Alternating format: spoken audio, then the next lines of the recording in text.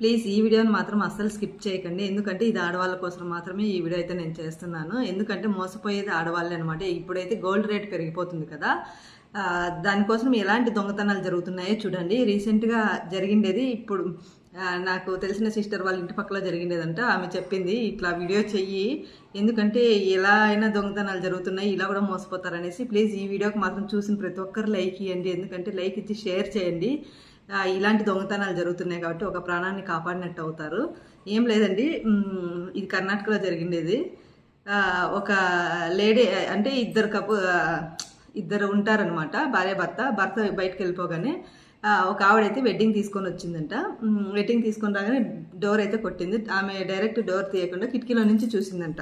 చూస్తే ఎవరు మీరంటే, నేను ఇలా వెడ్డింగ్ ఇవ్వడానికి వచ్చాను, ఇప్పుడే అన్నను మాట్లాడినాము, కాల్ చేసి మాట్లాడినాము, అన్న కూడా మళ్ళీ మాకు ఎదురొచ్చినారు, ఇంటికి వెళ్ళి వెడ్డింగ్ ఇమ్మన్నారు మీకు అనగానే, ఓ మా ఆయనకు తెలిసిన వాళ్ళు అనేసి ఆమె అయితే ఇంట్లోకి పిలుచుకుందనమాట. పిలుచుకుంటానే సరే కూర్చోండి కాపీ ఇస్తాననేసి కాపీ ఇచ్చిందంట. అంతే, కాపీ ఇస్తానే ఇంకా వెడ్డింగ్ ఇవ్వడానికి అయితే వీళ్ళు పైకి లేసినారంట.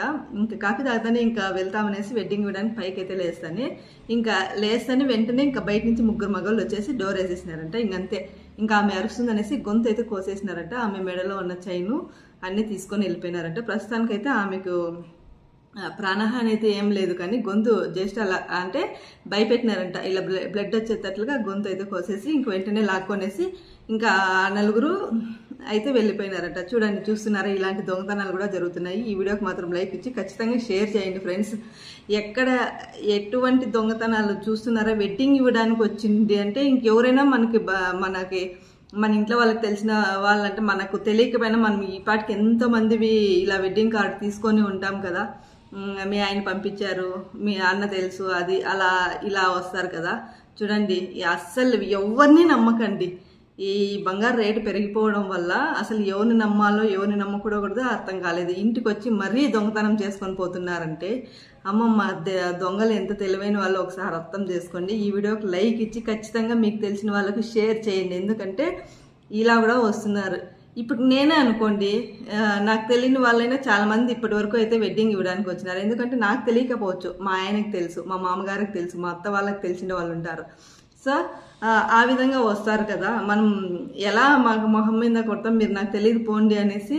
ఇప్పుడు మనకి తెలిసిన వాళ్ళే వచ్చినా కూడా మనం ఇలా ఇన్సల్ట్ చేసి పంపించాల్సి టైం వస్తుందేమో అనిపిస్తుంది, ఎందుకంటే ఇలా దొంగతనాలు జరుగుతున్నాయి కాబట్టి.